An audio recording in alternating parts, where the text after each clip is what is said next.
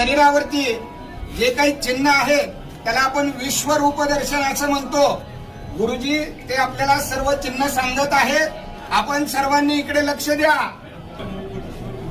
भक्त पुंडलिकाने दिलेली वीट आहे, ही वीट आहे. त्या विटेवरती देव उभा आहे.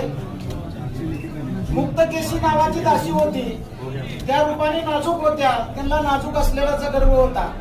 ज्यावेळेस या ठिकाणी देवाच्या दर्शनाला आले त्यावेळेस त्यांच्या मनामध्ये असा भाव निर्माण झाला की मी देवाच्या पायावरती डोकं कसं टेकवं. त्यांनी देवाच्या पायावरती दर्शन न घेता करंगळी शेजारचं बोट या ठिकाणी लावलेलं आहे. डाव्या पायाला या ठिकाणी बोट उठलेलं आहे आणि त्यांचा गर्भहरण झालेला आहे. ही कृष्ण अवतारातील गुरराखाची काठी आहे. पितांबराचा सोगा आहे. डाव्या हातामध्ये शंख आहे, उजव्या हातामध्ये कमल पुष्प आहे, कमरेला वासनी वेलाचा कळतोडा, अर्धांगी रुक्मिणी मातेला बसण्यासाठी दिलेली जागा आहे.